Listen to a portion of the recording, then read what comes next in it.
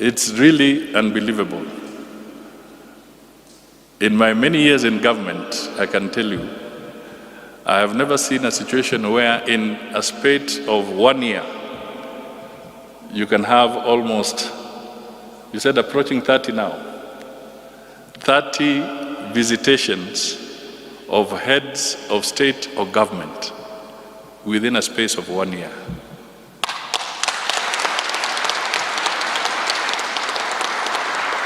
And you have been able to facilitate all of them almost seamlessly. It's unbelievable. That is outside the ones that came at the climate summit. I'm just talking about the other visitations.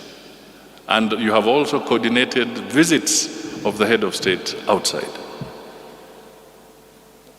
You have done him a lot of proud. And I can confidently say that he's proud of you and what you have done.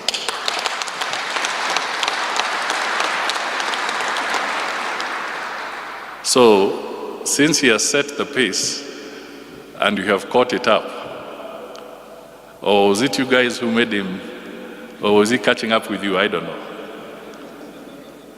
But since the pace has been set, we cannot look back. Next year and the years to come must be exactly that, so that we can achieve foreign direct investment and we can be a pillar of peace and security in this entire region. And at the same time, we can become advocates of what needs to be done, how and where.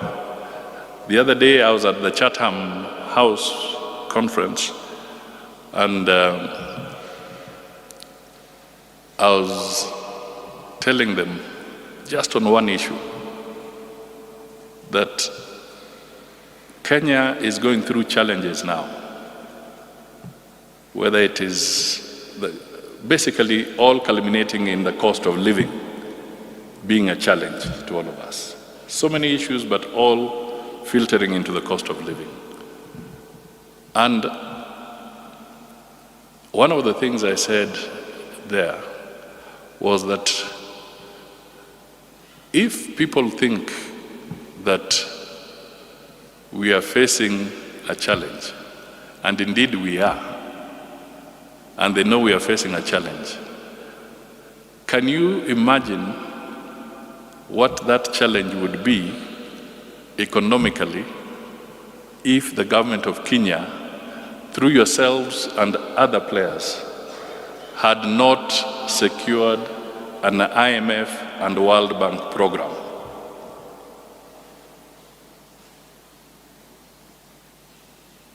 Yes, there's a pin drop silence. Because if you can just imagine where Kenya's economy, or where we would be without those fundamental programs, nobody would want to touch you. Nobody would have access to credit as a country or even as private sector in large amounts. We would not be able to talk about stabilizing our debt problems. It would be worse. That is the reality. So we have to nurture our nation together, tell them that some of these are painful doses, but it is through those painful doses that we will get out of the difficult situation and be able to get the economy fully on track and the country moving. And that is why the trips that the President is making, giving confidence to the investors across the board, the globe, that Kenya is the right place for your investments, is so essential. And it is essential because, like a jigsaw puzzle, all these things have been put together. If there was no IMF World Bank program, it would be very difficult for the President to attract foreign direct investment. It would be very difficult. So we have a role to also explain to the people that it is a difficult moment, but we shall come out of it.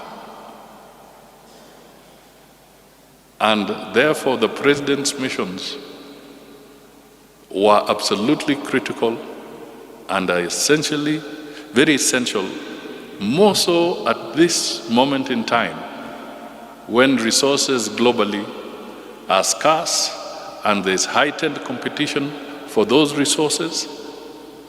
And therefore, you cannot afford to have a situation where a nation is sitting laid back and imagine that it will draw those foreign resources and that foreign direct investment to come into your base.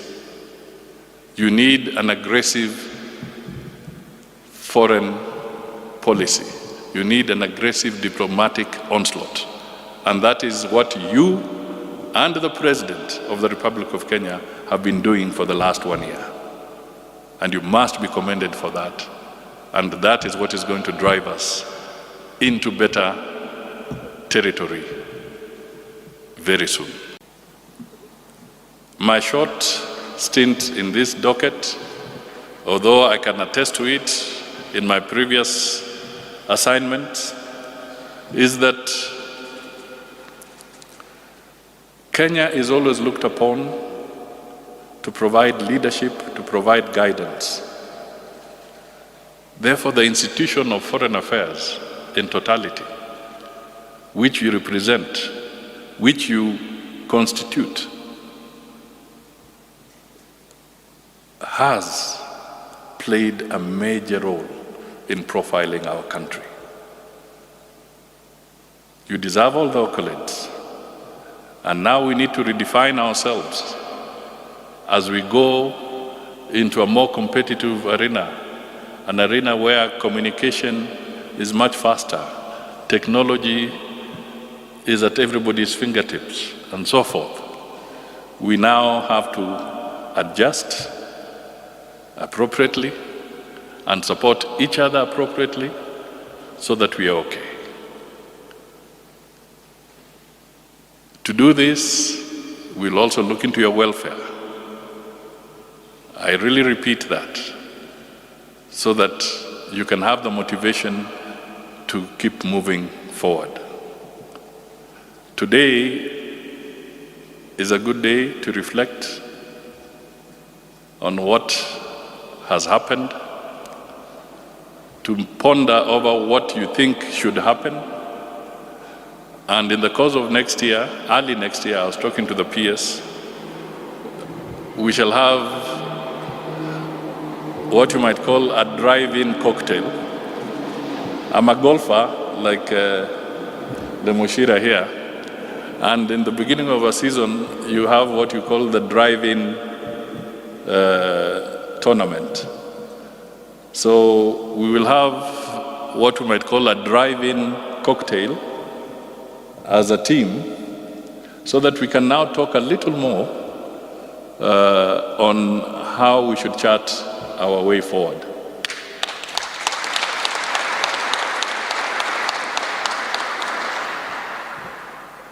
I look forward to that. As I get down to sit, let me wish you a great Jamhuri Day tomorrow. Let me also wish you a pleasant and Merry Christmas and a prosperous 2024.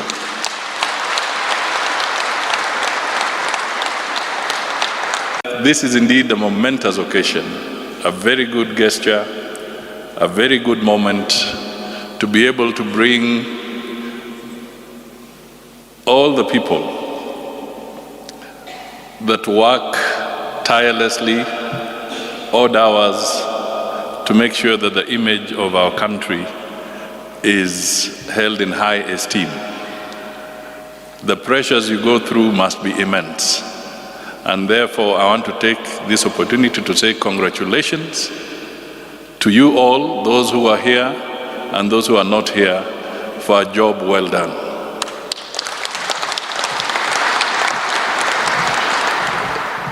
You have been working under extremely difficult circumstances. but you have not given up. And you should never give up. And I want to assure you that things will get better.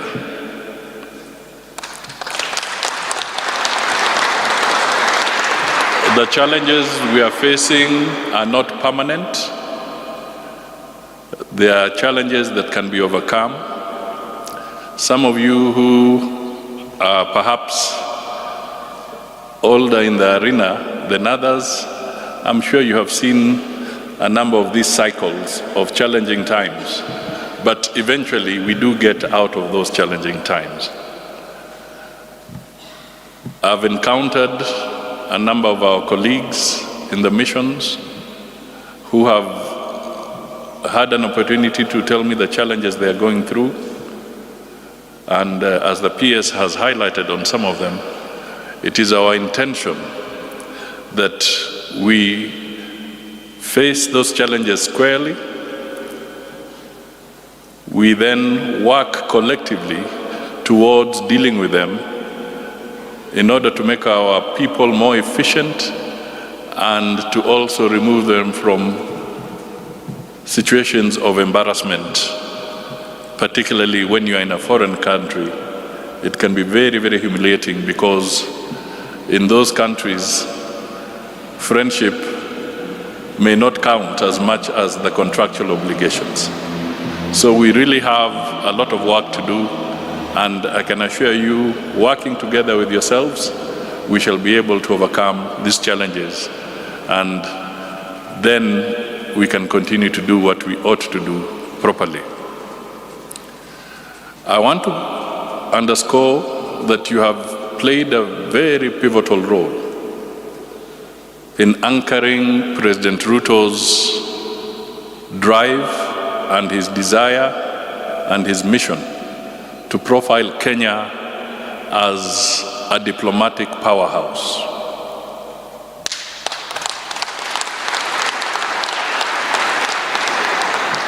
You have done it so well,